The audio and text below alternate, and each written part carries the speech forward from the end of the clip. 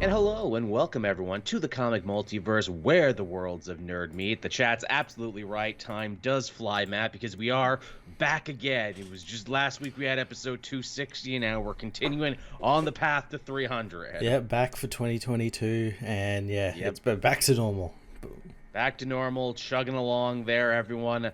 We live in strange times there when we don't have the comic multiverse to do. I just become unstuck in time, and I don't know what any day is. Yeah, the days just seem to sort of bleed together. Yeah, and yet it still freaking sneaks up on me, too, and I'm like, oh, god damn it, it's Sunday, I gotta do a thing with Matt. Shit, okay.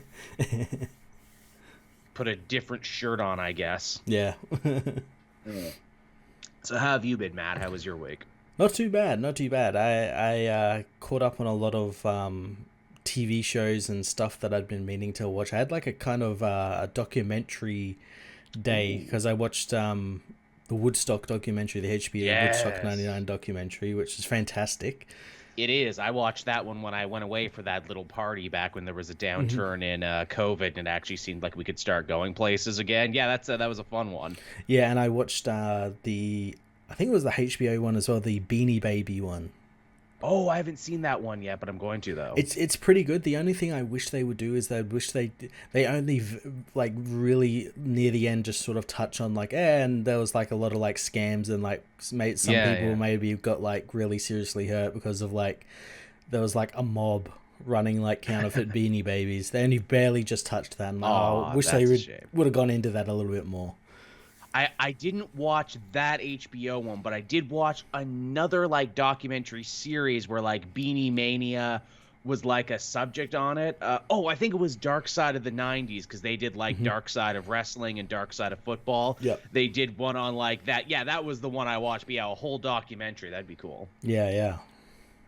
Yeah, that sounds awesome. I loved your review of that Woodstock 99 documentary where, like, there's a real subtext of this movie that's essentially, God damn it, white people. There really was, though. It was like every person they interviewed is like, it was just full of fucking white frat boys just, like, going insane and being savages. Burning shit because Fred Durst said so. Just break stuff. My favorite part was after that part where they... it was after the Fred Durst stuff. It was after like the Metallica stuff, and Red Hot Chili Peppers were playing, and some organization that wanted to try and stop gun violence handed out candles. Yes, candles. And they're trying to get Anthony Kiedis to tell the people stop burning shit, and he goes on to play Fire by Jimi Hendrix. God damn it, Anthony Kiedis. Yeah, that documentary is amazing for multiple reasons. My favorite thing about it is they're like, so the thing about Woodstock is that all the other ones that people loved from your parents' generations, those were actually huge disasters too. They just didn't blow up in the same way. And because boomers have a funny way of memory holding stuff, they don't, talk about all the bad shit that happened. Yeah, the documentaries of those never caught all the bad stuff. It's fantastic as well because they interview the creators of the Woodstock and how they're talking about, it was so cool and everything, and it's like smash cut to the 99 one where people are starting to burn shit and roll around in literal sewage and everything. It's a wonderful piece of like, really messed up social engineering. And to me, it's like, why the fuck does anyone put on a music festival? This looks like a nightmare. Yeah, not just from like a logistical standpoint, but like a PR standpoint as well. Absolutely. Cowboy in the chat, Breaking the Girl is a classic. Yes, it is. It's a very good song. But yeah, that's a really good one. I'll have to check out the Beanie Baby one. I know there's one show you and I both watched this week, and that was the 3-episode premiere of Peacemaker. Yes. Super fun, super funny. Honestly, I thought it had more like trauma DNA than even the Suicide Squad movie did. Oh, absolutely. It's dirty and grimy, and it's not afraid to be weird. Like, literally, as the internet was quick to, fall in love with, and why shouldn't they, the opening credits, which is like a whole song and dance number. Yeah, big choreographed dance with all of the characters from the show. Love it. Love it. Love everything about it. I wish more superhero stuff would take big, weird swings like that. Hell, between that and the Rogers musical from Hawkeye, I think we're maybe only a couple years away from getting a real superhero musical. Yeah, man. Hopefully it doesn't turn out like that Spider-Man one. Ooh. Yeah, see, now they could do it right. Yeah. Captain Kun's subtext of history is just, damn it, white people. Pretty much. Pretty much, yeah. Yeah, so Scene is great in the show. He's super funny. One of the things I really appreciate about it is that because he was basically the secret villain at the end of Suicide Squad, they don't rush or bend over backwards to make you like Christopher Smith. Oh no, why? Yeah, that's like I think the point of the character. You're not meant to like him, and again because the character is kind of an idiot. He doesn't understand that he like things he's doing are like racist or sexist and stuff like that. He doesn't seem to understand that, and it doesn't help. He was raised by, White Dragon, this fucking ultra racist right winger played by Robert Patrick, who calls him a simp. Yeah. Oh my God. He calls him a simp. They talk about Pepe the Frogs. What's another thing they mentioned where I'm like, oh my God, James Gunn really is on Twitter. He knows his shit. There was a third thing. Oh, cape shit. The cops say cape shit. Yeah. And I'm like, oh my God, they really fucking know their shit, don't they? It's great. This is great. This is really in the lingo of today. We get some revelations about Amanda Waller and another member of the team where I'm like, oh, I feel dumb for not thinking that was an option. Yeah. Love that actress, by the way. I was a huge Orange is the New Black fan, and she's really funny on that, and she's really funny in this, too. She really is, yeah. Also, Judo Master. What an interesting pull there. And I'm like, oh, yeah, because he was a Charlton comic character, too. Yeah, and he's a little fucking shit in this. It's great. He is. He's awesome. I love it. But he's fucking Cheetos. Eating them hot Cheetos? Yeah, can I have one? Ow, what are Cheetos made of? I'm glad, too, that they came out with 3 episodes. We mentioned this before we started, because I think episode 1 and 2 were a little thin. You don't actually know what's going on until episode 3, because one of the best running jokes is that no one will actually tell Peacemaker what's going on. Yeah, they don't trust him or anything, just because, and he proves time and time again that he can't be trusted. Yeah, that they really shouldn't trust him. And I mean, they also set up some interesting characterization for him, too, because when they basically say, all right, time to go blow a family away for America, for your country, he's like, I don't know if I can. Ah, Jesus Christ, Waller gave us a killer who can't kill. What good are you? Yeah. So, I can see where Gunn's going to take him, where they're going to try and, I guess, rehabilitate him, but then I can also see Gunn play that as a joke, where it's like, no, this is Chris Smith, this is Peacemaker, he's a fucking idiot, he's not going to learn jack shit. Redemption was never the choice, but they do a good job making him seem better by comparison to Vigilante, who, again, there's been like 12 different Vigilantes, and this guy who's like a zero tolerance, like shittier version of Peacemaker who kills people for even the smallest infraction. Crimes, like graffiti and everything. It's a wonderful little deconstruction parody of the Punisher to be like, yeah, if you took this ideology to like its full extent. Yeah. It would be fucking insane, right? And it is fucking insane. Yeah, it's fantastic. It's great. Amazing use of music, as if you even need us to tell you. Gunn does an amazing job building character through what music they listen to. And for Peacemaker, it's all hair metal. It's all hair metal. All like really niche hair metal bands. Cinderella. They fit so well with the character. A character really does, who is stuck in that sort of like Reagan era. Absolutely. Of politics and stuff. Yeah, it's fantastic. He had an amazing line of dialogue that I'm like, wow, how has no one ever said that before, when he's defending his love of hair metal? It's like, yeah, man, that's back when men were men and they weren't afraid to dress like women. And I'm like, fuck, how have I never heard that before? That's goddamn hilarious. And a pretty solid, defensive hair metal. Here's the thing I didn't know. They make a whole joke in that episode about, Pumped Up Kicks. And the song at the end of the credits is a hair metal cover of Pumped Up Kicks. Yeah. I didn't know. That's actually the real lead singer of Cinderella who they got to do that. Oh, really? Yes. Oh, that's fantastic. Him. That's cool. It's great that he has, a sense of humor and was cool to come and do that. Yeah. Don't be shocked if this show get some Spotify sales up on all the hair and glam metal. Oh, yeah. So who do we think the bad guys are? I'm thinking maybe Insect Queen. Ooh, yeah, that's an interesting one. Yeah, I have no idea where this is going, because I wouldn't have expected Starro for the Suicide Squad, and he's already dropped reference to stuff like Batmite. So clearly Gunn is a fan. I don't think we're going to see it coming, but Insect Queen's a good one. Yeah, I saw people say The Reach, and I'm like, probably not. Well, that is a Blue Beetle reference, and Yeah, Blue yeah, yeah. Beetle, while not that Blue Beetle, is definitely a Charlton connection, so that could be something. Who are the other little guys? They kind of did something like that in Young Justice for season 2, the little aliens, the Krolataeans, Yeah, I know the ones you're talking about. I can't remember but what they're called. they weren't bugs though. Yeah, that's They why I were say Insect Queen, because they're like the Project Butterfly. That it's like literally bugs. Yeah, literally bugs. Yeah, there's a lot of fun places they could go. I really didn't think they'd be riffing on Invasion of the Body Snatcher, but it works. It does. It's really cool. And doesn't feel like any other superhero thing we've seen before. No. Like if they were just to fight like a regular supervillain or like a terrorist cabal or something, I'd be like, meh, seen it. Yeah, and it might end up turning it into like similar to The Boys. Very much so. Yeah, I noticed a lot of people were comparing this to The Boys, though in reality I think has more Deadpool DNA in it, to be sure. A little bit, yeah.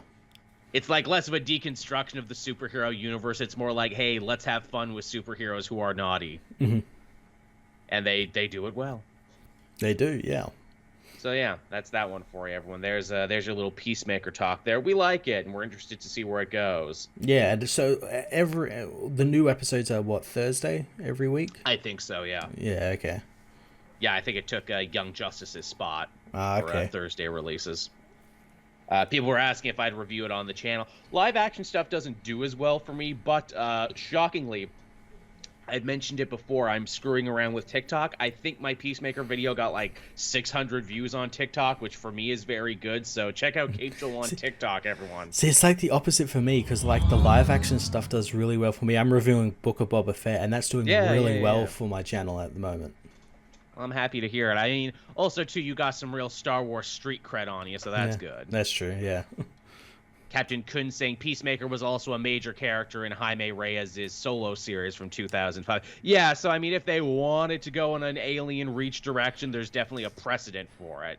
That's true, and I guess, like, yeah, we're getting a Blue Beetle film, so could you imagine that, like, the Blue Beetle film spins out of this? Oh, man, we're in a crazy time at that point. Which, in that case, I can't wait for Blue Beetle Season 2, if only so the John Cena Peacemaker can show up in that kid's show. And just be a total dick about it. I love that. Oh, that's good. All right, so should we hop into the news for this week? Do we have any old business to go over before we do so? I don't think so, no. Not a ton happened this week, but there were some interesting topics. The biggest one is that it looks like the Spider-Man comics finally have a new heading now. We mentioned last week that by October, the Spider-Man Beyond storyline that we've been reading, where they tag team off on writers, will be coming to an end. And it looks like we already know who's going to be taking the helm moving forward. It's going to be Zeb Wells, which I think we already knew. Yeah, he's been on and off on the book, and yeah. I mean, I think we all knew because, come on, they put Hellions to bed early so they could free him up for this gig, and also because he wrote the first one, which means, you know, his numbers probably had the best out of all the writers because, you know, number ones and New Beginnings always sell better. Yep. And he's just genuinely funny and good with the material, too. But I don't think what people were expecting, though, is that the artist they've paired him with is the big return of John Romita Jr. Yeah, this really surprised, I think, a lot of people. Absolutely. I mean, come on. You put the Romita name on a Spider-Man book, and I mean, yeah, it's just a license to print money, especially as we're in an anniversary year for Spider-Man. Oh, absolutely. And like the big tease they released for it kind of got a lot of people excited. Yes, it's Spider-Man sitting in a crater. Everything is destroyed, and the caption is like, "What did Peter do?" Yeah, he did something bad. What do we think he did? Left a Pop-Tart in for too long? I often fear that will happen if I do leave it in for too long. So it would be very interesting to see. Yeah, I mean, you know, new era for Spider-Man, always good. Probably a new number one, because don't they love new number ones? Yeah, no, it is getting a new number one. Oh, that was confirmed. It's getting a new number one. Yeah, it's going back to number one. Well, there you go. Yeah.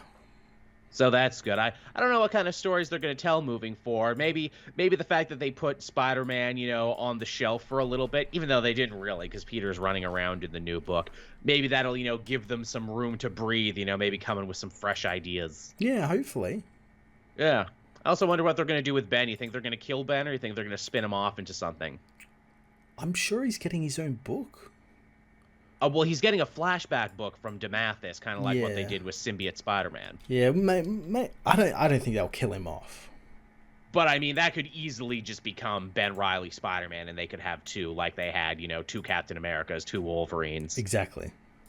I mean, if he proves that he's, selling enough. And also, you and I had our own little conspiracy theories that the reason they're trying to backdoor 2 Spider-Man living together in the comic books right now is because they might want to do something on the Sony end where maybe they have their own Spider-Man to play with. Yeah. Again, they have the 2 separate ones. Yeah.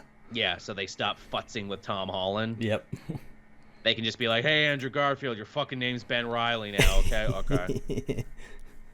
That's fine. We can keep going. And then that version can fight Venom, and then I don't have to watch that movie.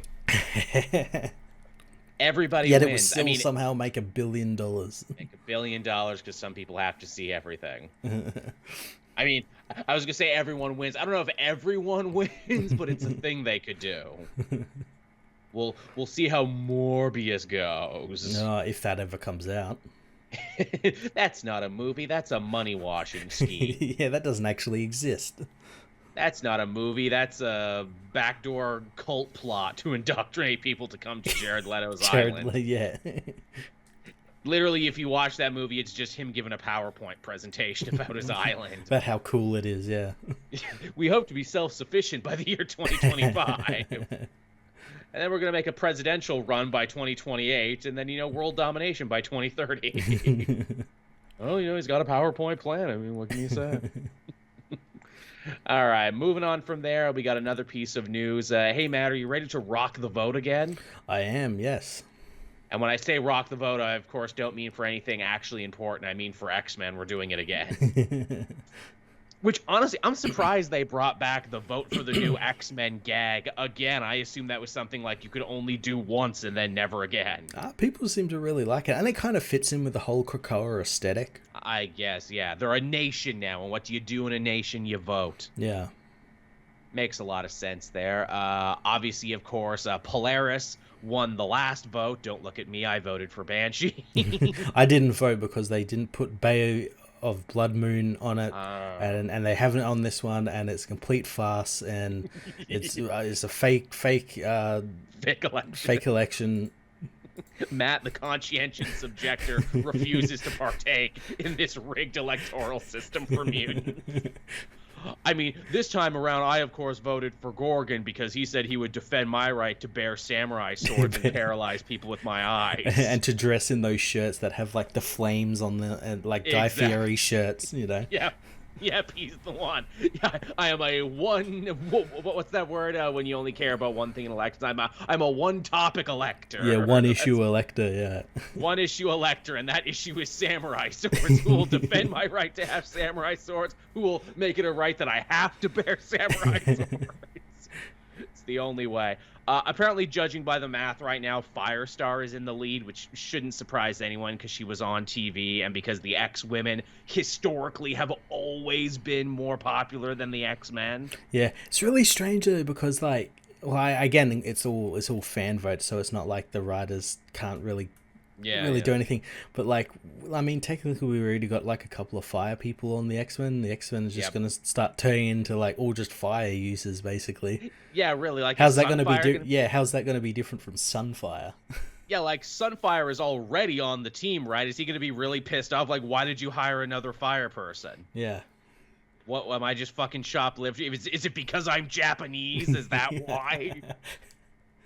Well, fuck all of you then. I'm going to join, whatever the Japanese equivalent of the Avengers is.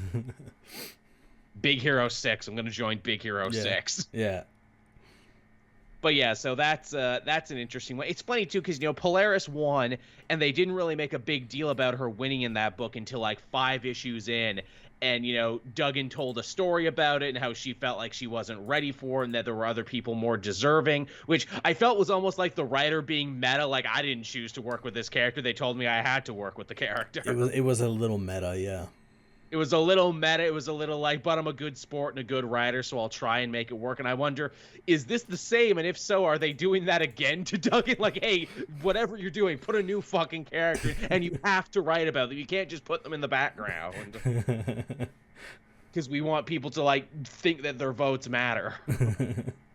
It's very weird that they did this twice, or at least that they did it for the main X-Men book. Like, maybe they should rotate it every year. Like, okay, now it's X-Force's turn. X-Force or Marauders, yeah, stuff like that. Yeah. It feels weird that they did this to Duggan twice. Yeah. And it's weird as well that they're doing it for this, but we're not getting like votes for like, oh, the new member of the Quiet Council or something. Yeah. But I guess that kind of makes sense in like how it's set up on Krakoa, where the Quiet Council is very controlled, and the X-Men is like for the people. Yeah, you don't get to vote for the Quiet Council, the people who really make the decisions. We're all secret president. Yeah. Do you think too that this is maybe just like really informal market research for Marvel and Disney? They're like, yeah, but what mutants do they really like though? Yeah, it is. Yeah. Yeah, tell us who they like so we know that we can make more merchandise out of them or do more something with them in the future now that we know who the popularity skews. Yeah. The problem is with that though, is not only are all of these quite niche characters, but you also get like the people who are fans of them, but like take it to the extreme where they'll vote for the character like 30 fucking times. Yes, of course. You got to wonder how rigged is this electorate. Yeah. Because, I don't imagine, fucking Marvel is putting in the 3-factor authentication in your birth certificate to make sure you don't vote more than once. Could you imagine if they took it, like, really seriously? You could only vote for the X-Men on this one day. You got to put your name in, and your name and, like, your address and everything comes up, and it's like, okay, you haven't voted yet, so you can vote like you do in, like, a normal election, you know? Yeah. Got to prove that you're a citizen. Mail-in ballots are okay. Get a bunch of really pissy nerds saying, I will be a poll watcher. Please don't.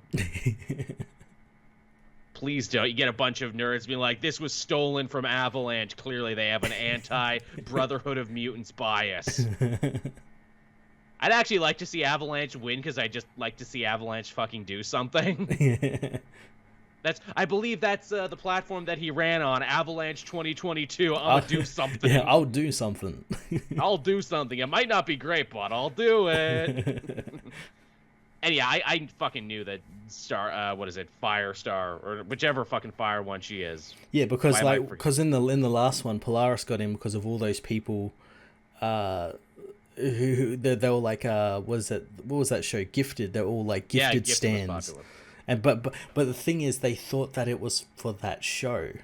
I know. Yes. So, which is why they voted. Which should tell you something about the sorry state of politics and reading comprehension online. But yeah, I was pretty goddamn sure it was going to be her because, like I said, she was on TV, Firestar, even if it was back in goddamn Spider-Man and His Amazing Friends. Yeah.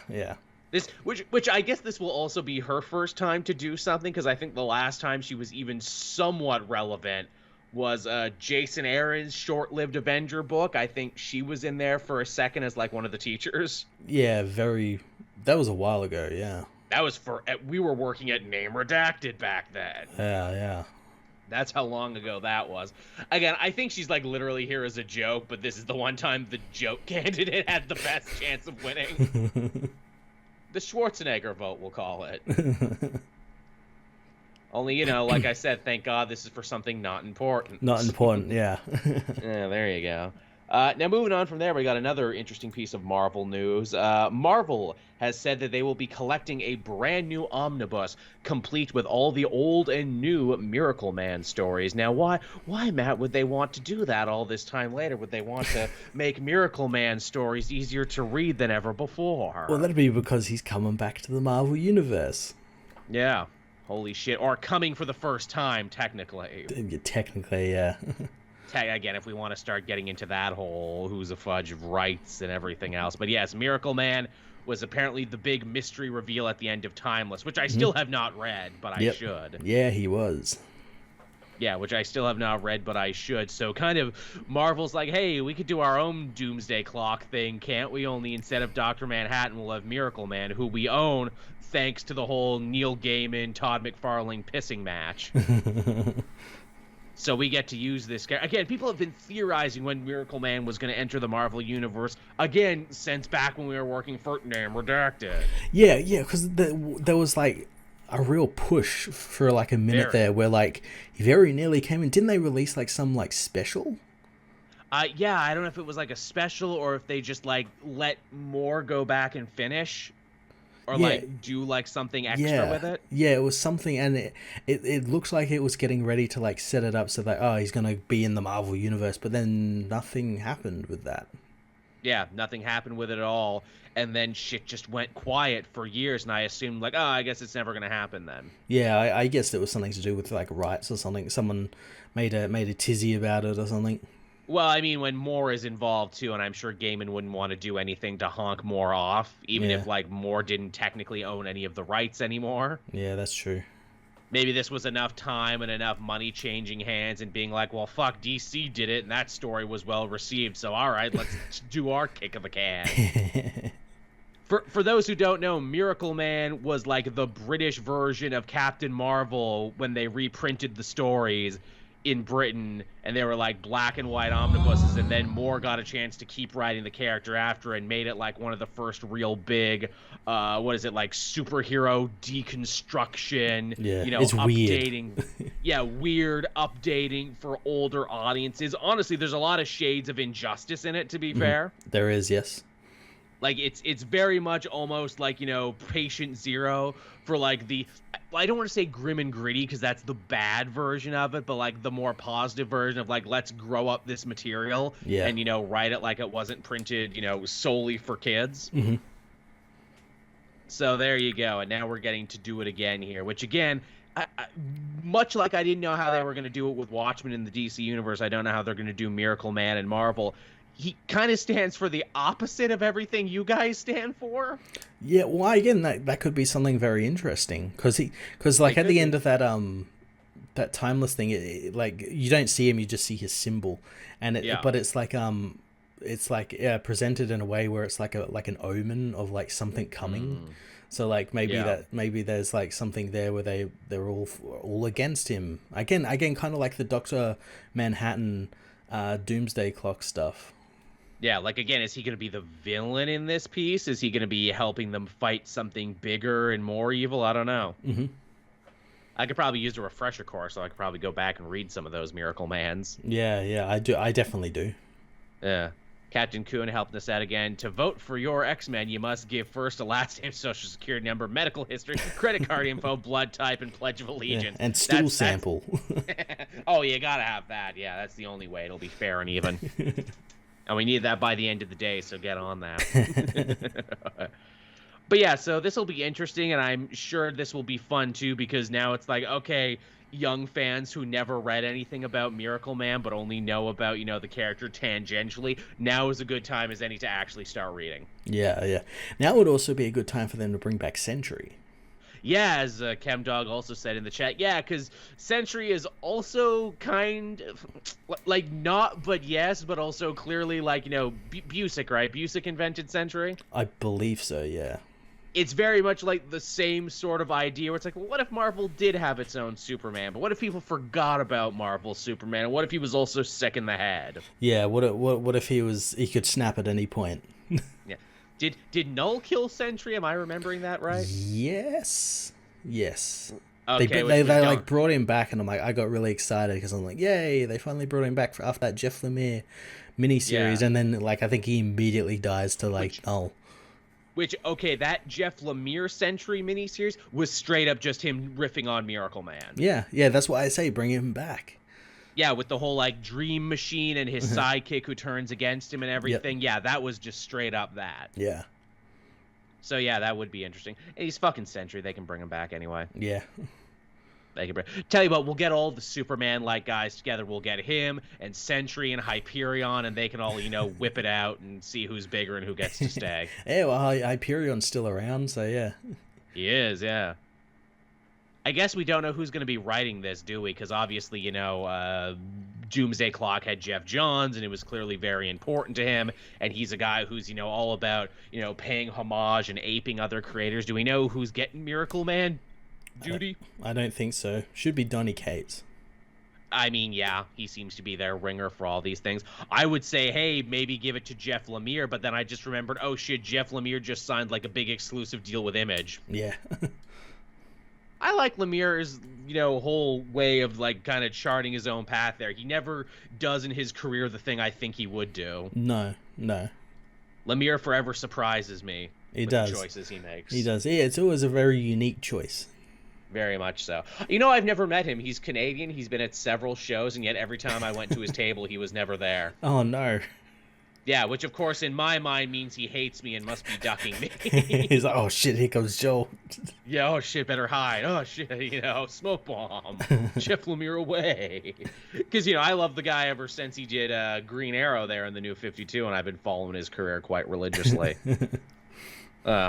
So yeah, there's your Miracleman update for you, everyone. Get hyped for the Miracleman and go back and read those comics. But also they're black and white, so get ready for that. Yeah, get ready for that shift in the paradigm shift there.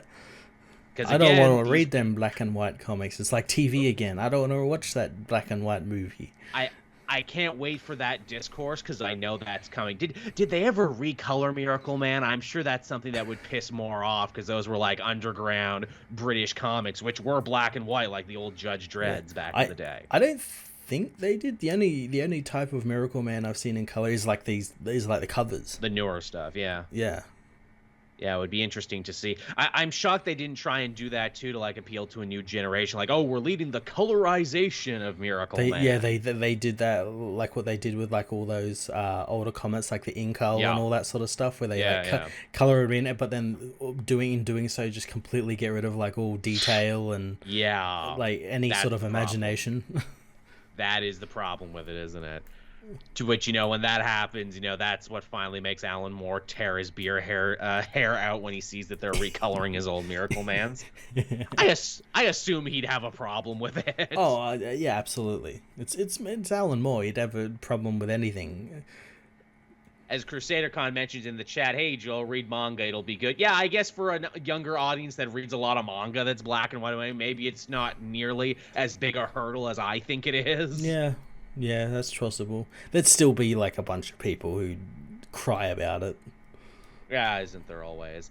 Now, speaking of Jeff Johns, and I'm amazed that these two topics actually connected tangentially, because I didn't intend that when I wrote it all down. But Flashpoint, of course, maybe one of Jeff Johns' most famous stories in a career that's filled with famous stories, is coming back for the most unexpected sequel ever. Yeah, the Flashpoint universe lives. Yes, it's called Flashpoint Beyond, and it will be starring Thomas Wayne, who has been getting a hell of a lot of play recently, hasn't he? Oh boy, has he ever. I guess now have they said if this is like a continuation, or if they're like putting Thomas back in his world? From what I read, like again, they were being very, very coy with everything because it's connecting with Justice Incarnate and everything that's happening and everything.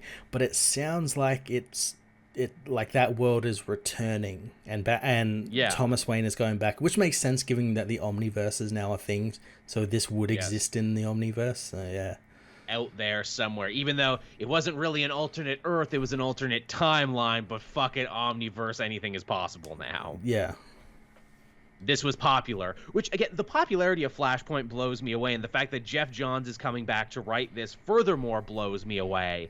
Because, like, the thing I always thought in my head is that Johns didn't like having to write Flashpoint because they cut his Flash run short, made his Flash storyline into a major event that ended up rewriting the entire universe, and yet it ended up becoming such this important, watershed story, despite all of it. Well, I guess maybe he's cooled on the idea, or maybe he's got like something like a different idea. I guess like maybe there is an idea there where you've got like this Thomas Wayne now who's been through like all the stuff in Justice Incarnate and all that stuff. He's like kind of softened up and everything, going back to his world and trying to actually be a hero. Yeah. That is a story. There's definitely something there. And it's funny, too. It almost kind of mirrors Jeff Johns coming back, because it's like, I thought you were really upset with DC because you used to be in power and you, drove them to one of their most successful creative periods, only for them to kick you to the curb and seemingly kneecap a bunch of your ideas. Well, but then again, that was like 2 regimes ago. Maybe the Joshua Williamson regime is the nicer regime. Yeah, he was sure to have on the in some of the art, because Thomas Wayne's got Rip Hunter's chalkboard out. Yes, With all the stuff, and he's got like 5G crossed out, and it's been averted, and he's got like all this other stuff like the Legion of Four Worlds and all this really cool, exciting stuff. Which, man, when I saw that 5G averted there and it crossed out, I'm like, oh, please, for the love of God, tell me that this book is going to be Jeff Johns getting super fucking meta about DC editorial and behind the scenes, where it's like, I was Batman and I had so many great ideas, but they stifled me, but luckily I was able to stop 5G from happening. Is that why he agreed to take it, where it's like, look, I don't want anyone to mess with my Flashpoint universe except for me. And he's not the only one writing this. Jeremy Adams and Tim Sheridan are also writing this as well, which Jeremy Adams makes sense being that he's the Flash writer at the moment. Yes. So maybe there's some sort of involvement in that. I guess, yeah, that is weird. And Tim Sheridan, who mostly comes from television and did that Shazam book that I wasn't crazy about, and did the Titans Academy book that I am also still not crazy about. Yeah. I don't know why this story takes 3 writers, but we'll see. I mean, like you said, man, I'm interested in it. Again, Thomas Wayne has had one of the weirdest fucking character journeys. He really has. And again, like when I read this, I felt like this is them still trying to erase everything that Tom King did with the character, like still trying to rehab the character. Because Tom King technically blew up the Flashpoint universe, but I guess it was Reverse Flash who did it because the story didn't make any sense and it needed to go away, but also now it's not away anymore. Well, the universe since then the universe has been remade, so yeah. Yeah, I don't know, man. It'll be interesting to see for sure. Again, I really didn't think, like, if you went back to the original Flashpoint story when it was new and you told me, this Flashpoint Batman is actually going to be really popular and keep showing up. I'd understand, because it's like everything that people who think they like Batman like about Batman. It's a Batman who uses guns. He's violent. He's got like a cool costume. He drinks. Stuff. Everyone likes about Batman, but that stuff that Batman doesn't actually do. Yeah, he is also kind of an indictment on Batman and Bat fans, isn't he? Where it's like, in the most cracked, mirrored world where everything went wrong, this is the Batman that you got. Yeah. It's a hell of a thing. Now, we had one more piece of news here, and you actually reminded me to put this on. The Moon Knight trailer will be coming to us sooner than we think, and to celebrate and hype people up for that, we got a much better look at the costume. We did, yeah, and they got the white eyes. Got the white eyes. He a mummy. He looked more mummy than in the comic, and that cool because him Egyptian. Yeah, and when the costume comes onto him, it like wraps around him like a mummy like material, like the wrappings. Makes sense. Doesn't look like anything else, and it also helps fight the consensus there where like non-comic readers are like, oh, Moon Knight's just Marvel's Batman. No, there's a whole lot else going on. Yeah, there's so much going on.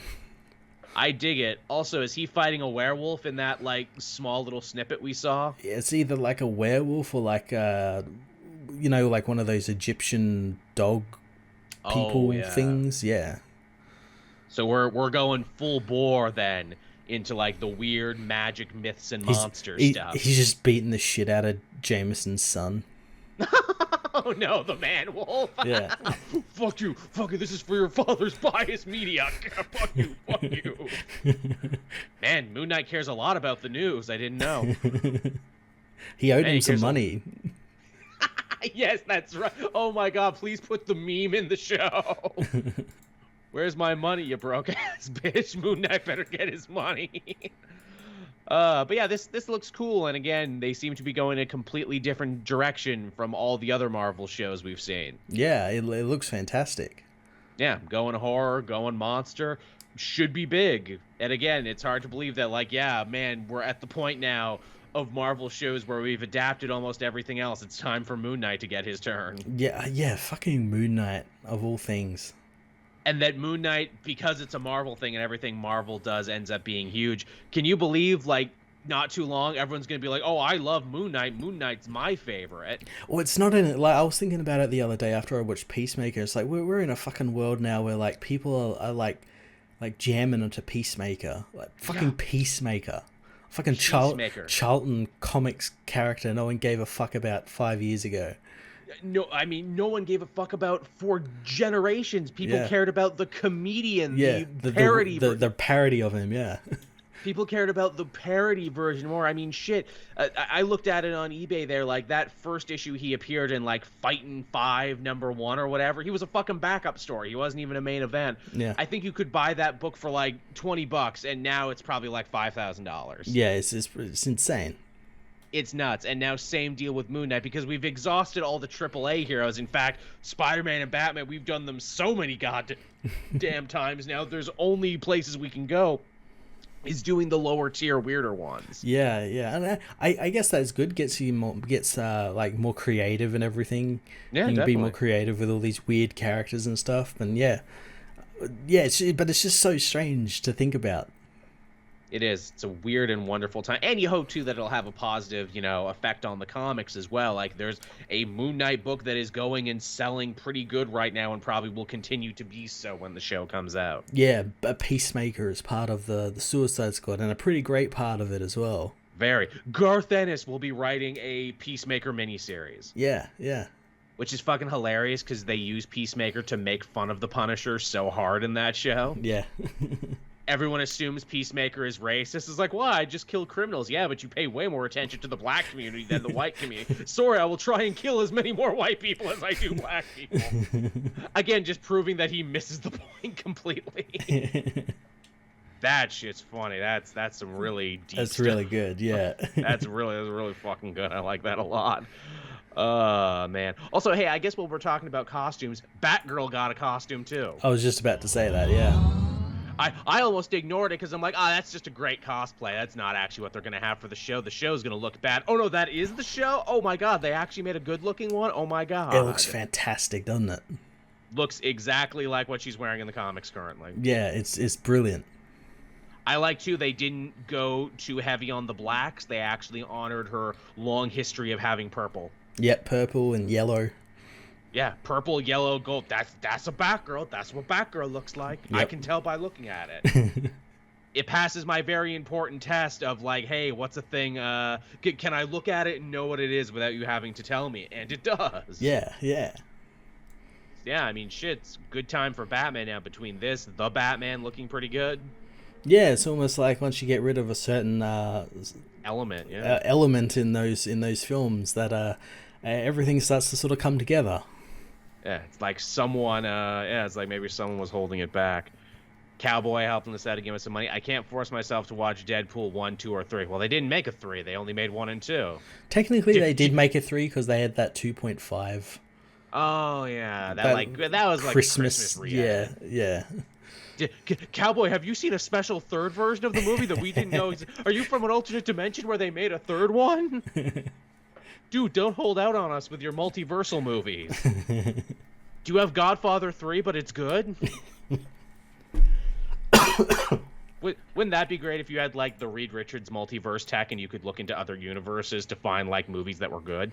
Yeah, oh, look, there's a good Green Lantern film, and that somehow, like started the DCCU before the Marvel Cinematic Universe, and it changed everything, and... Super Speed saying Leslie Grace just tweeted that there's actually a second suit in the movie too. Oh, interesting. Yeah, it'll probably be the one that Bruno Redondo draws at the moment. Oh, yeah, that's the most recent one. Yeah.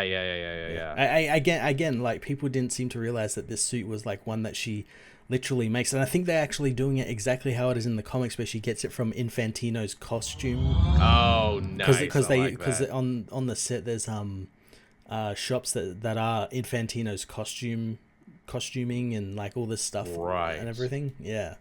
Captain Kun helping us out. I hate that they're using that Batgirl costume for the movie because I hate it in the comics and other appearances. Well, apparently there's going to be a second suit, so there you go. This isn't even the final one. Yeah, everyone will get something. Everyone will get a little something. And again, hey, the reason that this costume is the way it is probably because they were like priming the pump for this for years in like the Batgirl of Burnside to be like, nah, she needs a more simple, more readily recognizable costume. Yeah. Is what it is. And now we're getting it. It needs to be very cosplay friendly. And it was. Yeah. So there you go. Is that everything, Matt? Is that all the news from this week? Did we figure it all out? I think so, yeah. All right, I guess we can hop into what we read this week. And I actually got a fair amount of reading done this week because not nearly as many comics came out for me. I know, yeah. It was like another light week. I enjoyed it. Thank fuck, yeah. I say light, which was 8 books, but 8 books is light for us. I can actually get that done in a reasonable amount of time and not feel like I'm going crazy. Where would you like to begin, Matt, in the books that came out this week? Well, we had a lot of Marvel this week, so we did. Let's talk about. I only had 2 DC books this week. Yeah, I think I did as well. Maybe 2 or 3. Yeah. Let's start with Dark Ages issue 4. Yes, Dark Ages issue 4 here, the continuation of the post-apocalyptic Tom Taylor epic that sees them go to the sea. Yeah, we become pirates, Mad Max pirates. Very much so. Man, I loved the looks they gave for everyone. Like, yeah, it's Pirate Nightcrawler in Admiral Nick Fury's ship that's just an old helicarrier that Storm fills with wind so they can rescue refugees from Europe. Yeah, that's so cool. It's so cool. Very much so. It's like, again, you mentioned Mad Max. Don't you mean Waterworld? I feel like that could be a whole fucking series, Admiral Fury's fleets and sea shanty tales. Yeah, it's like that was Marauders.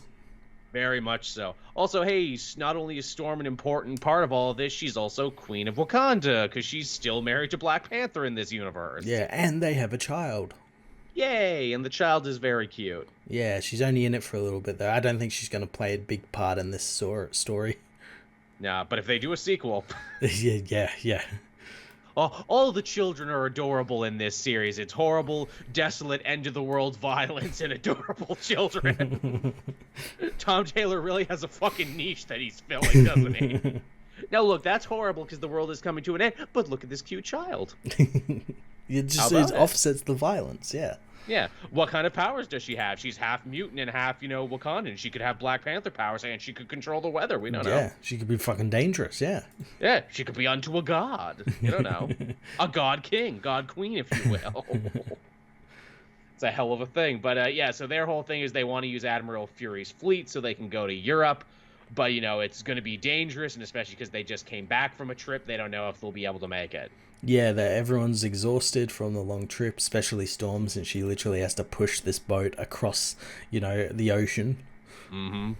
Basically by hand. And and we learn, of course, like the ocean isn't as safe as like some would assume, because Namor's like attacking people. There's like raiders, all sorts of stuff out there. All sorts of shit, yeah. Which I think they do a good job setting up and explaining that, where it's like, yeah, they're tired, they're old, they've been living in peacetime. Shit's, more dangerous than it ever used to be. But people still complain in my comments, like, oh, Tom Taylor made everyone so weak. No, there's story reasons for this if you bother to pay attention. Yeah. They're not just weak just cause. Just cause. It's because they've literally been sitting on their hands this whole time, just waiting because it's the end of the world. They've gotten soft.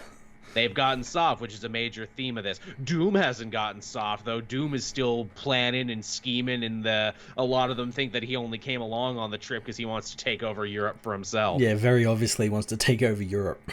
Yeah, I want my own kingdom, because once a dictator, always a dictator. And, of course, they're all very much fucked up when they realize that Danny and May Parker stowed away on the ship, which means now they have children for this very dangerous trip that they're taking. Yeah, and it gets even more dangerous when they're attacked by the Ghost Raiders, who are all mercenaries and stuff that had given up their soul to Mephisto. To keep raiding in life and in death. They burn you and they drown you, and I'm like, oh, that's pretty fucking metal. Yeah, and they end up killing Nick Fury. With fucking harpoon fucking chain. Through his chest. God damn, what a fucking way to go. Yeah. Got all blown up there and everything. They fight the pirates as best they can. Old Man Colossus does a double fastball special. Like, that's really what this whole issue is. Like, how many cool images can we get in here? Oh, yeah.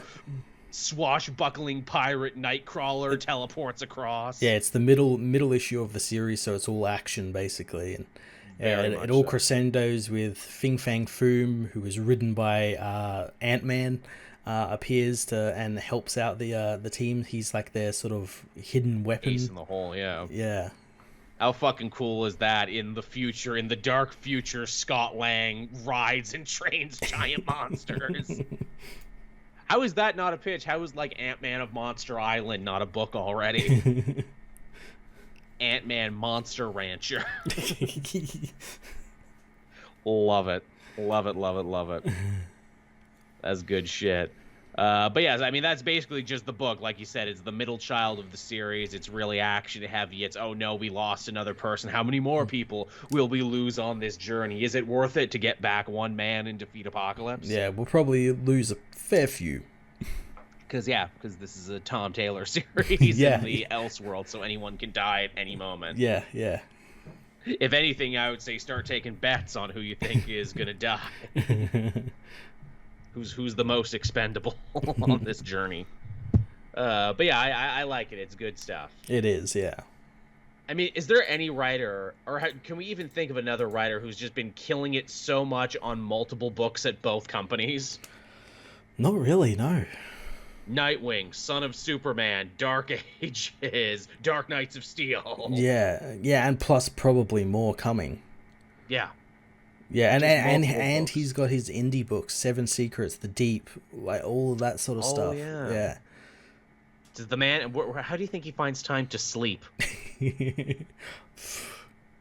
I mean, I guess it helps that most of these are maxi series, so he just has to like work out 12 issues and he's done. That's true. Yeah. The only real ongoings he's doing is Nightwing and Son of Superman. Yeah, true.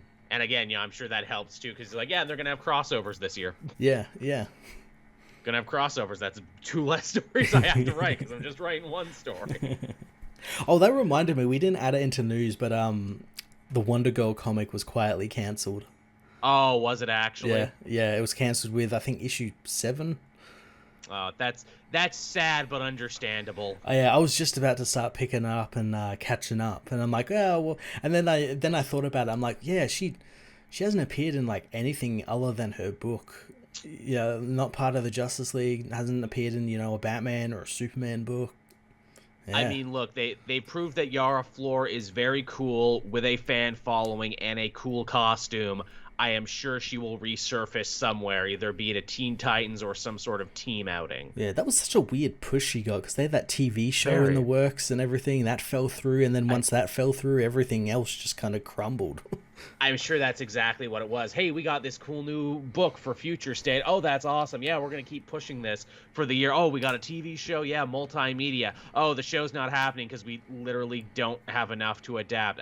Fuck, well, forget it then. Similarly, on that front, all those new, Milestone books they were really into, and then they're like, whatever. Yeah, whatever happened to them? They're still going. They were just kind of like petered out there a little bit. I mean, some are still coming out. Again, they hit a lot of delays, but also I think there was just and because they were season-based is the thing. They came out in seasons. Mm-hmm. Which is kind of a cool idea, and we'll have to wait till season 2 to see if that idea really, held water. But yeah, you can tell DC's just like, well, we're sick of promoting this now. Yeah. Which is a real you've had our allotted time. Yeah, basically, yeah. Hey, we did what we were supposed to do, and it's like, hey, DC, I notice you only seem interested in really promoting the white characters, and everyone who isn't doesn't get near as much promotion. What's up with that? And then people will always complain. Where it's like they should make their own heroes. Well, they did, and they didn't get promotion. So what the fuck? It's almost like the game is rigged. It's almost like books live and die because of their promotion. It's almost like stuff like Miles Morales and Kamala Khan only became as popular as they did because Marvel actually got behind them from a promotion standpoint. Yeah, pushed them, yeah. And because they got excellent write-ups in, traditional media and everything. So even if you, were only kind of aware of comics at the time, you knew to pick up Ms. Marvel and Spider-Man Miles because you had read about them somewhere else. Exactly. Kali Frederick helping us out there. Kind of surprised the King Shark book is still going. Me too, and that's Tim Seeley. Yeah. I always thought that was just like a couple of issue mini. Same, to tie into the Suicide Squad, but it's lasted longer. Yeah, it's weird. I gotta read it is the thing, because my thing is like, oh well, this is short. I'll read it when it's done. But it's on issue 7 now, and I'm like, oh fuck me. Yeah. And he brought back Defacer from his Nightwing run to team up with King Shark. And I'm like, oh, this is cool. This is rewarding you if you read Tim Seeley's Nightwing. That's cool. Very much so. And it's a digital book that people seem to really be interested in. Again, proving our point that we need more interesting digital books. We do, yeah. Who knew that the key to unlocking digital comic sales was King Shark? Well, after Only that some people Suicide know. Squad movie, anything's possible. Yeah, everyone was really horny for King Shark. What else did we have going on this week, Matt? We had two books that kind of tied in with Devil's Reign, and that one, We the did. first one was Superior 4. We say kind of because in truth they barely tie in at all. Yeah, they're kind of like their own thing. They're jumping off points, which is funny because Superior 4 has the Devil's Reign thing in its title, but Daredevil Woman Without Fear didn't. No, yeah, no, and it is literally like a different point of view of Devil's Reign issue 2. Very much so. Yeah. But yeah, Superior 4. I enjoyed this one, even though I mostly had no fucking idea what was going on. Mm-hmm. That's my review. This is fun, man. I hope they let me know what's happening next issue. Well, I think the idea is that Ock has gone through the multiverse. He's gotten his team, his different variants. They made sure to they call them used variants. The word variants. Yes. Yeah. Holy shit. And his idea is, I think, he wants to make a council of Ocks like Reed has and like Doom has at first, but then he again falls into the whole Doc Ock thing where he just wants to be superior than everyone else. It's Highlander, there can only be one. One of the Ox even says there. It's like, we could build the greatest team of Ox in the multiverse, or we could become the greatest team of Ox in the multiverse, because if we kill and absorb the minds of every other Ock who could dare challenge us, then we suddenly become the best, and our cosmic profile goes up, I guess. Yeah, well, I think the idea is that in doing that, they'll become a fixed point or something like an Iron Man or a Spider-Man or something. Right. Which is what he wants, because in this issue he finds out he's not really a fixed point, because that Iron Man of that other world doesn't even know who Doc Ock is. No, we exist, yeah. So, and that proves he's not a fixed point, because he doesn't exist in that universe. Right. Okay, see, I had a hard time absorbing that, but as you explain it to me, it makes a little bit more sense to me.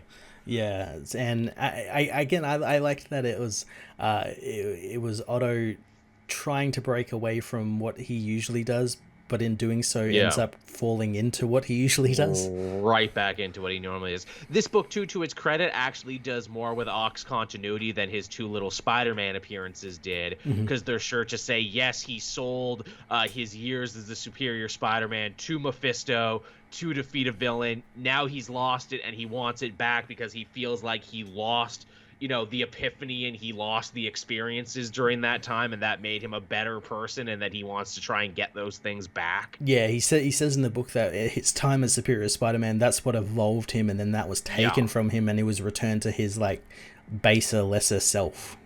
Yeah, which again feels like some editorial meta stuff there, where it's like, look, we don't want to make him a villain again because he grew so much in that series, but we don't know how to make him a hero anymore, so we're kind of caught in this cosmic limbo hole. I do like how they run into a Spider-Man Doc Ock who, his abusive father died and he became a real hero, and how his suit is the classic yellow and green. Yeah, he became the Amazing Spider-Man, basically. Yeah, it's a nice touch there, and they beat him up and they steal his mind, but you thought he was tough. There's also a Doctor Doom, Dr. Octopus out there who's waiting for them. Yeah, which looks quite fun, and they seek to imply that he can sense when a variant dies and who's killed them, because he knows the 616 Ock did this, which is quite cool. Yeah, Dr. Doomopus. Yeah, I also like how they frame Otto not as a Spider-Man villain, but a Reed Richards villain. Yeah, have they ever fought that much? I don't think so. I don't think so, but I like that he's using his tech, and he seems to he keeps talking about how he can be better than Reed, and use his tech to be better than Reed and Doom and all that. Well, he assumes the Reed Richards position on the team is the thing, because he recruits all those other heroes, which are themselves little references to the new Avengers. Yeah. Or the new Fantastic Four, I should say, when it was Hulk, Ghost Rider, Wolverine. Yeah. So that's kind of interesting. Yeah, this book was all right, if a little all over the damn place. Mm-hmm. But then again, that's most Doc Ock appearances now. I enjoy this because I enjoy Ock, even if it's all over the place. Yeah, he's a fun character. Yeah, especially now when it seems like everyone's just throwing everything at the wall to see what sticks for him. Yeah. They know he's popular and he's in a movie, so there's no better time than now to do stuff with him. Absolutely. Even though they're not totally sure what that means yet. I guess from one time we can talk about the other one, Daredevil, Woman Without Fear, which I just put up an hour ago before we started. Yeah, I read this one just last night, and yeah, it's basically Devil's Reign issue 2, but from Elektra's point of view. Yeah, it's also basically just a continuation of Zdarsky's Daredevil book, because this is the one tie-in that's written by him, so Yep. obviously this is going to be the important one with the biggest implications. Yeah, and yeah, it's all about Elektra like trying to figure out what she is at the moment, because she has to like, because they make a big point in the book to say that like she's not killing anyone because she's promised Matt, and she's like needs Matt to help take down the Hand, and she doesn't want to like betray him or like make her ulterior motives known to him yet. Yeah, it's a very interesting take, because Zdarsky spent a year on that book writing Elektra as Daredevil, and her learning, you know, what it meant to be a hero and to really grow into the mantle of Daredevil by not killing and accepting like the heroic lifestyle. And this series basically seems to be her grappling with backsliding and her like basically falling off the murder wagon. Yeah, yep.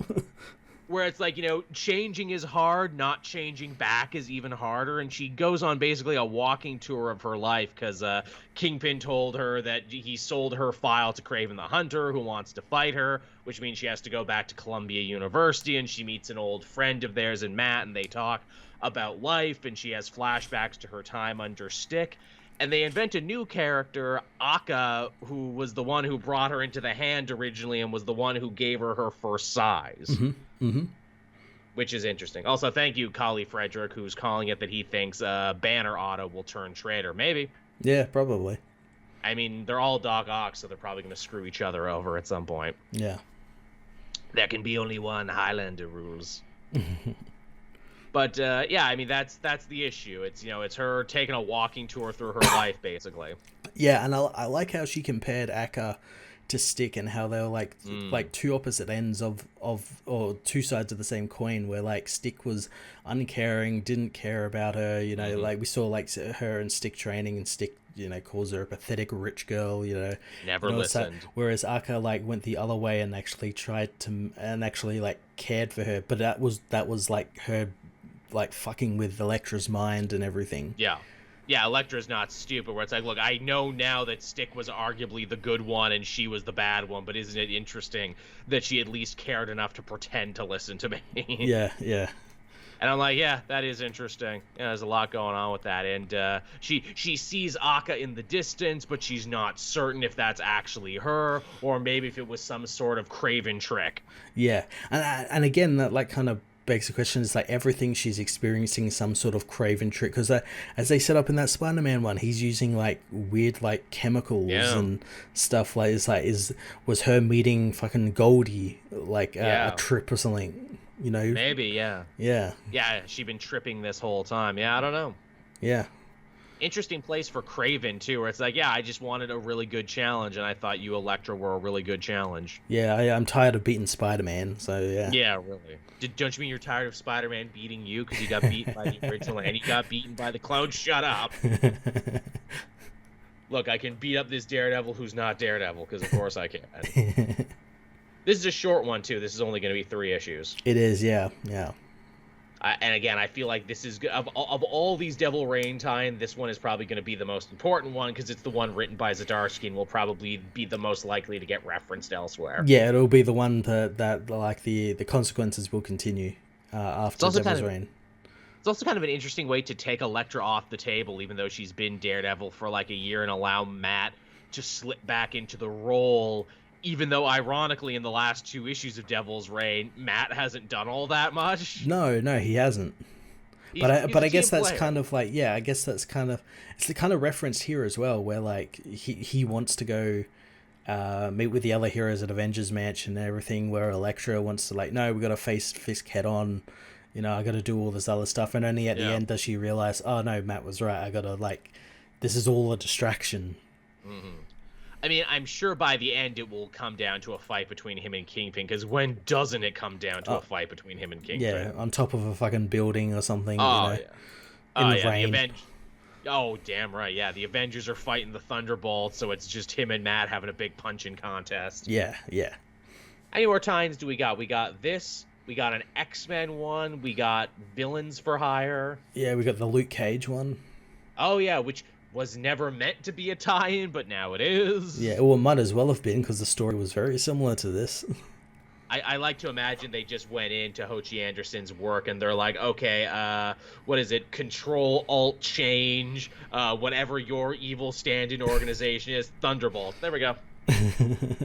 We did it. And he's like, fine, sure, whatever. Just, pay me. Yeah, just pay me. Just pay me so I can get out of here.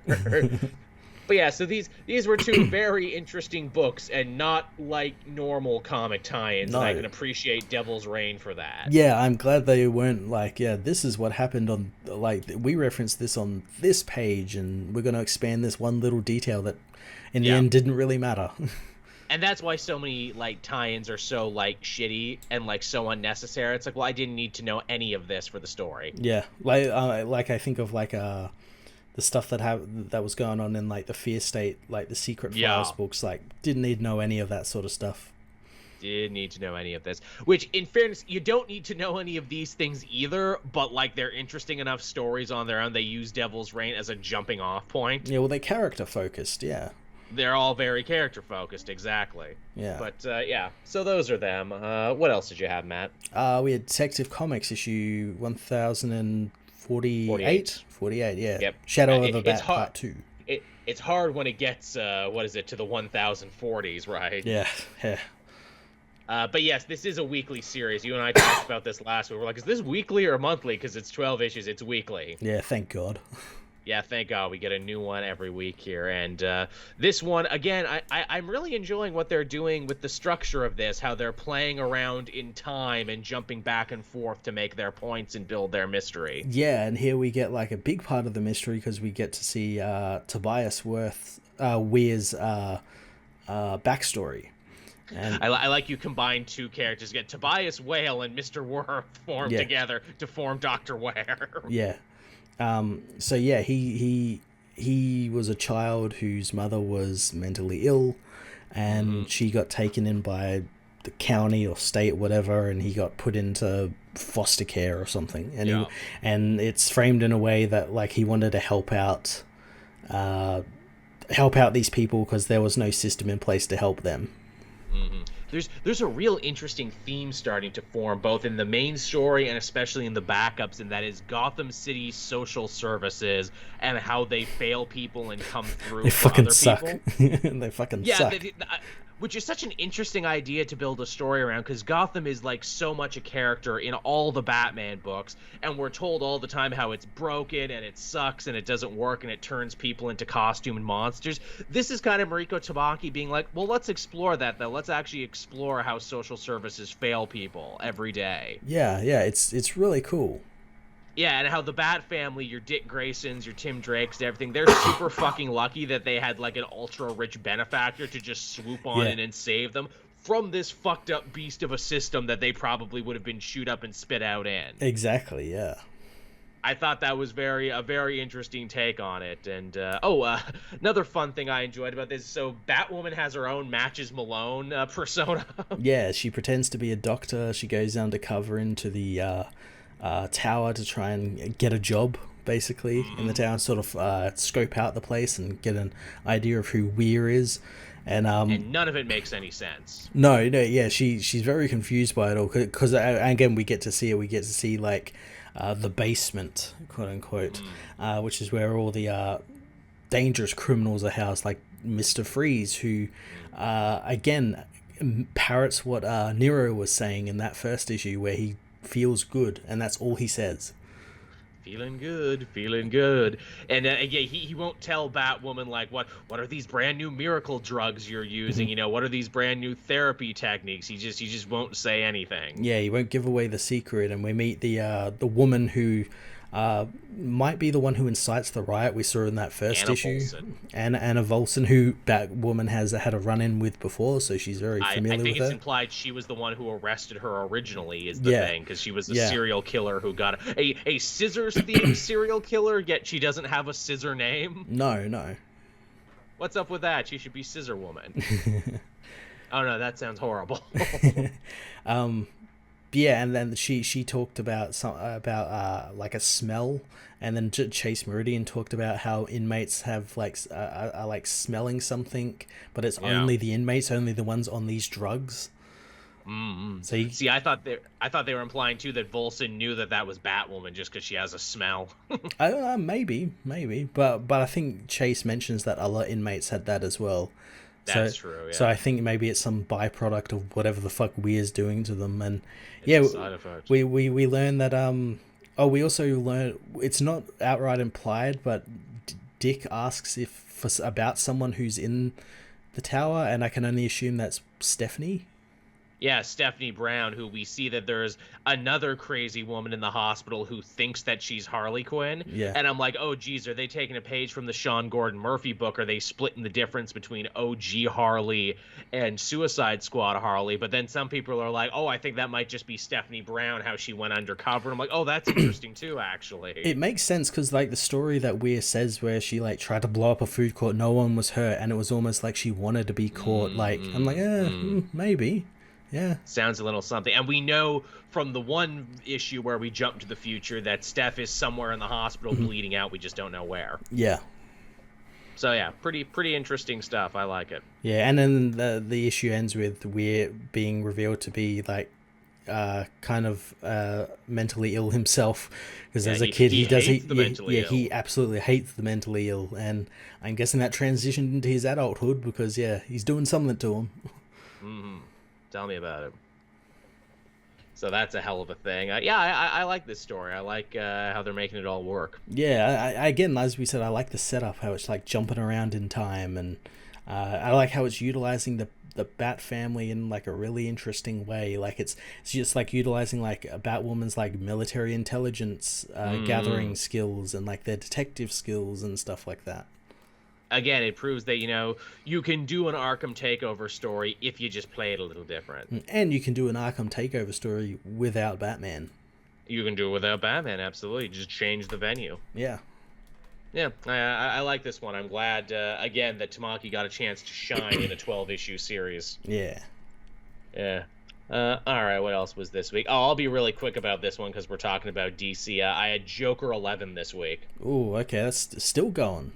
It's still going, surprisingly. Tynion's still right. They have not mentioned when this one is going to end. I think they're going to stealth cancel it the same way they did Wonder Girl. Although it's Joker, though. It is. So you wonder if they will. It's like, no, we're never canceling this. It's got 1,000 years Joker, And the fact that they've been, like, telling one solid story this whole time, I would really hate for them to end it, posthumously without reaching a conclusion. Yeah. So, in the last issue, Jim discovered an ages-old Nazi conspiracy involving clones and cannibals and the fucking deep state. Yep. Like, literally, clearly, James Tynion IV started writing his, conspiracy theory book there and just never stopped. Yeah. What's that one called? Department of Secrets? Yes. So clearly he just started researching all these conspiracy theories and just didn't stop. And it's like, okay, well, what if we put that over here? And we learn a little bit more about the Sampson family, who are clearly just the Sawyer family from Texas Chainsaw Massacre. Yeah. We learn how they were brought into the network and how they cleaned up all their murders and everything, but to do so, they had to basically sacrifice a member of their own family, who was Billy the Brute, who they sent off to Arkham, where he was supposed to live happily till the end of his days, but he died in the A-Day gas attack. Yeah. Which is funny, because they still blame Joker about this, even though in Fear State we now clearly know that Joker wasn't behind it, that he was framed. Yeah, it's not caught up yet. I don't know. I guess. I guess. I'm like, when does that become public knowledge that the Joker actually didn't do the thing they all think he did? Because this book is predicated on that. Or he forgot. Maybe. It's like, but you wrote that, though. But you wrote Fear State. It just seems weird, but yeah. So that's the thing that they've taken the Joker now, and they're gonna eat him. They're gonna have a big old clown barbecue, and Jim wants to go save him, but Oracle puts her foot down, being like, "No, you almost died doing this. This is officially superhero business. I'm not gonna let you waltz into like a backwoods cannibal party." To which Jim is like, "No, you think that this is a superhero thing, but no, we are in straight up like horror movie territory now." And I actually worry about you. Luckily, I have Harvey Bullock boots on the ground already, and I'm making plans to go there myself. Nice. And that's basically the issue. It's just like, it's going to be Gordon and Barbara versus the fucking Chainsaw Massacre. It sounds like it's coming towards an end, like a third act. You think so, right? Because they're all going there, and Vengeance, the daughter of Bane, is coming there too. And yeah, it looks like all these different parties are going to come to a head. Jim even theorizes, like, was this the Joker's plan all along? To let himself get framed so all of his enemies would be out in the open and assumedly kill each other? Yeah, probably. He's like, for a guy who claims to be crazy and doesn't think ahead, this sure sounds like something he thought about. Which has always kind of been the thing with Joker, right? Like, ooh, I'm an agent of chaos. I don't think of anything. Actually, I think quite a lot.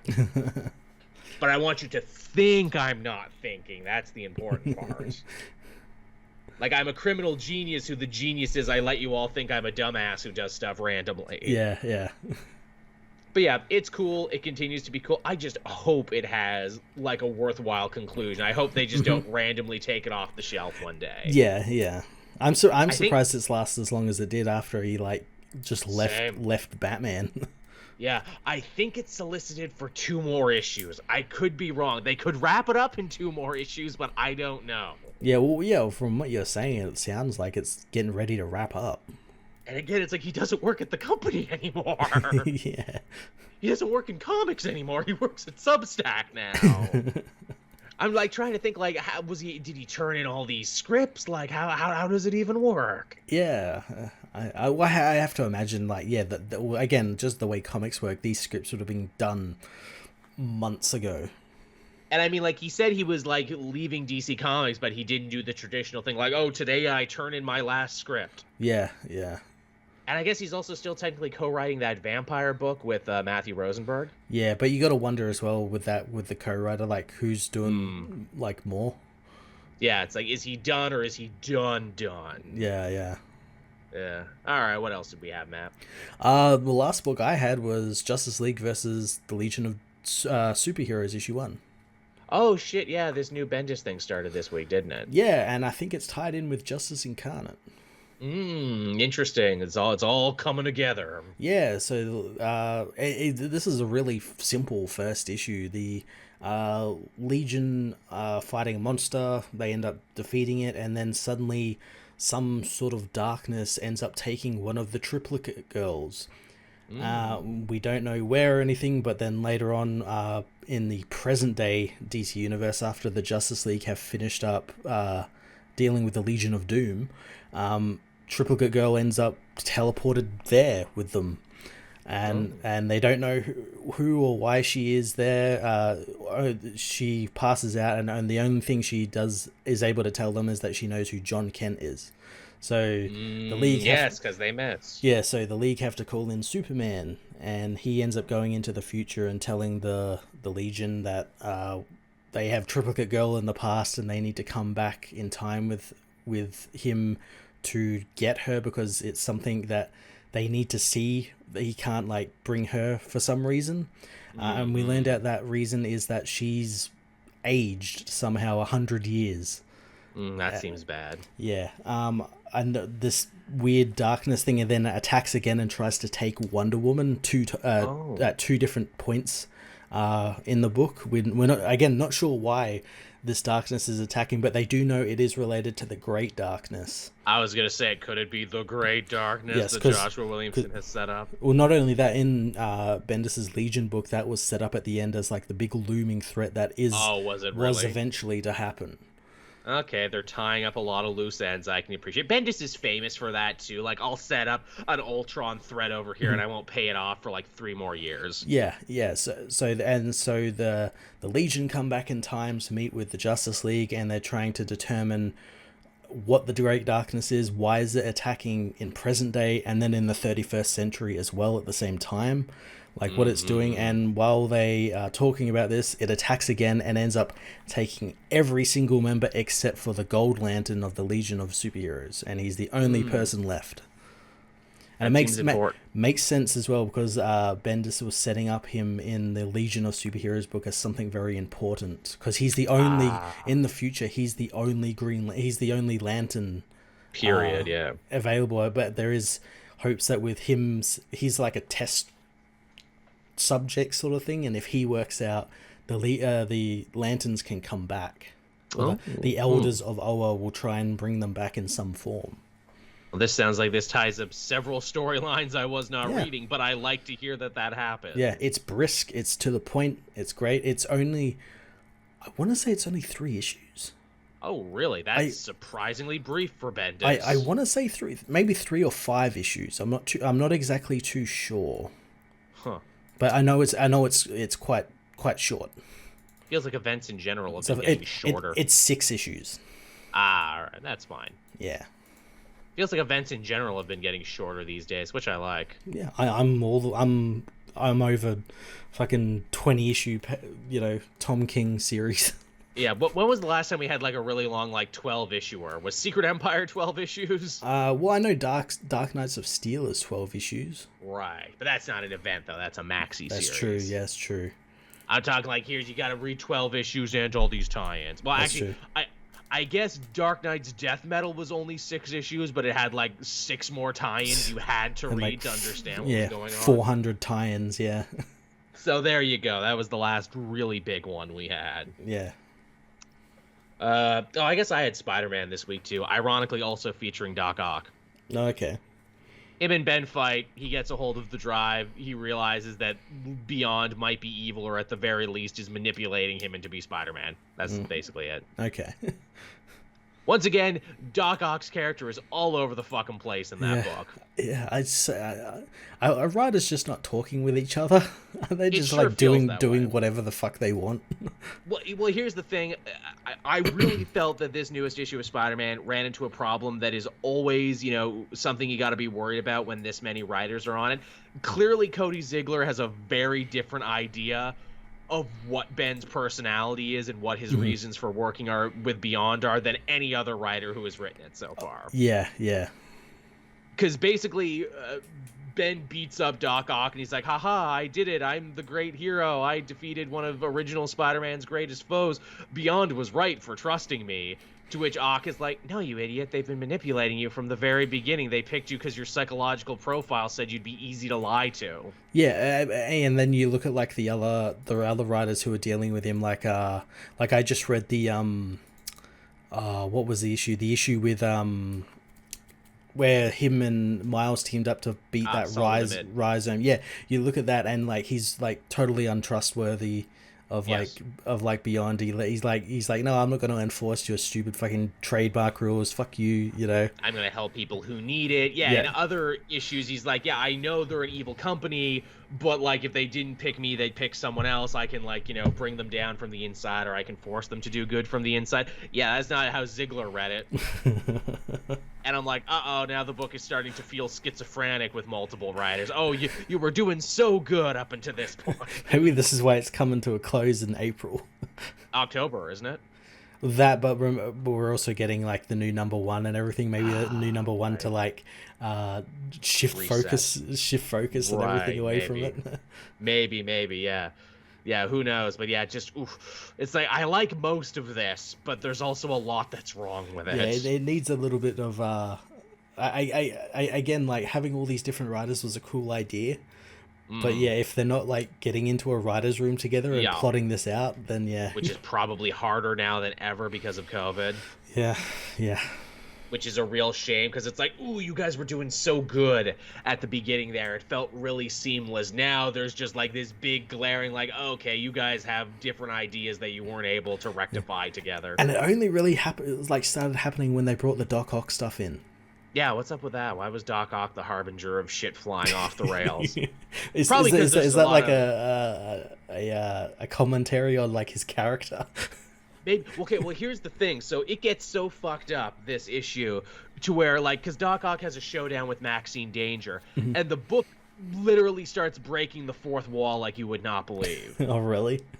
Because Maxine Danger's like, nah, I'm not scared of you, Doc Ock. Why should I be scared of you? You don't even know what you want. You're all over the place. Your character is undefined, basically, is what she says to him. And it's true. Doc Ock had no reason for showing up the way he did. And then Doc Ock fires back like, I don't have to take that from you, lady. Your whole plan with Ben Reilly is just a ripoff of my Superior Spider-Man plan. And I'm like, fuck me, that's true, but also she has no way of knowing that, and why are you just saying that to people now? So yeah, the book just, like, completely, like, almost collapsed in on itself at that point, where it's like, okay. Oh, no.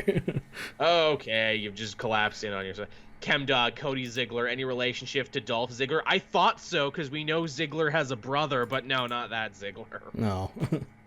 Trust me, I looked into that to see if the Zigglers were related, because, yeah, that's a very specific last name.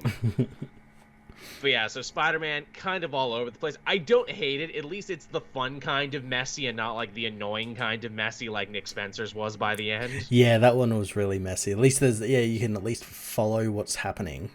Yeah, and at least they're kind of having fun with it. They're like, look, we know this doesn't make any sense anymore. just rock with it for another couple months until Peter comes back. Yeah. But yeah, so I guess that'll just about do it for us, everyone. That's the show. Any parting words, Matt? Anything you want to promote? Anything you want to get out there? Not really. No, not at the moment. Yeah, same with me. Check out my TikTok if you want to hear some Peacemaker stuff. I talk Boba Fett on there, actually, too. Not so much the episodes, but the shitty Star Wars discourses that always seem to pop up around every episode. Like, first episode, it was because Boba wasn't raping. The second he's episode... too nice. Yeah, he's too nice of a character. And it's like the 50s era stuff doesn't exist in Star Wars. And actually, yes. In fact, it's not even the stupidest thing that exists in the Star Wars universe. I mean, come on, guys. This is a whole universe that thrives off the back of, juxtaposing things that shouldn't go together. The swords are lasers. The guns are World War II guns. Does no one see? There's a 50s nostalgia cafe on fucking Coruscant, for fuck's sake. A whole sequence in episode 2 where he goes to the 50s cafe and orders a malt and talks to a fry cook. Yeah, do we forget this? Did we all just memory hold this shit, apparently? I guess you did. Also, if I'm a rebellious teen on Tatooine, of course I'm riding a brightly colored scooter. My planet is fucking sand gray and beige and shitty. If I'm a punk who's saying, look at me, I'm not going to spike my hair or put clothespins in me. I'm going to take a fucking shiny scooter out for a spin. People just have no media literacy sometimes. No, not at all. People are like, I am only going to take this thing at face value, and I'm not going to do any more, insight into it. I'm not going to interrogate this idea anymore. Yeah, it's just going to be what's on the screen. I'm not going to look at it any deeper than that. Think about it. Scooter bad. Scooter Power Ranger bad. Likewise, people aren't going to think about that excellent Rancor scene where Boba Fett basically says, I am this Rancor, bred for war, but, if you approach me right, I can't actually be sweet and good. I don't have to be a monster, just like you don't have to be a monster. Again, it's all stuff that, it goes over all these people's heads, that all these people that talk about how the prequels is such masterful bullshit, And yet when Star Wars actually tries to be about something. Yeah, tries something different. All the people crying to want something different in Star Wars than the same shit recycled over and over again. And when you get it, I'm playing. Also, too, what I think this show gets, Mandalorian got it too, but this one really gets it. Star Wars is at its best when it's referencing other non-Star Wars things. It's Lawrence of Arabia. It's Dances with Wolves. It's a little fucking Deadwood. It's a little American Graffiti. Yeah. Again, if Mandalorian was the action-packed westerns, if it was the Dollars trilogy, this is Unforgiven. This is Deadwood. This is the day-to-day drudgery of a Wild West town. Yeah, and again, it's not always going to be blaster battles and lightsaber fights and everything. You're gonna have one where you fucking talks with people for fucking 2 hours or something. Yeah, because that's what happens when you gotta be a crime boss and run shit. Exactly. It's again, The Sopranos did that stuff as well. Yeah, exactly. Tony wasn't fucking killing people every episode. Of course he wasn't, because you'd be a bad gangster. Fucking talking about how hard it is to run a fucking titty bar and shit. And oh man, I tell you. Hey, how about them counterfeit pills from Montreal? You gonna get them no-show jobs? What about that? Yeah, like, literally, that was the show. It was demystifying the mafia. It wasn't like Goodfellas, where it was a fancy party every night. It's just Tony sitting there in his bar. Ah, my wife is busting my balls. Yeah, playing with these fucking ducks. Yeah, exactly. Fucking, FBI's watching me. And then becoming weird, begrudging friends with the FBI post 9/11. Yeah. That's my favorite turn in that, to where they're kind of friendly by the end. But it's like, oh, you're not after us anymore? No, they put me on terrorist duty. Yeah. Can I have a sandwich? Yeah, sure. We promise we're not spitting in them this time anymore. Thank you. All right, now we're fucking ranting, everyone. Thank you, everyone, for coming and watching. I appreciate this. Check that out. The next episode of Capes and Crooks, I'm editing right now. It's taking me a while. It's our big charity episode. You can still donate to oneparent.org if you want. They already thanked me for donations, even though the show never happened until late. Yeah. So I feel like an asshole. It just means they haven't watched it and they just assumed it happened, They assumed it was very successful and that we made lots of money off it. So if you haven't donated it yet, please donate. So there you go, everyone. Thank you so much for checking us out, and we'll all be back again next time. Bye-bye. See ya.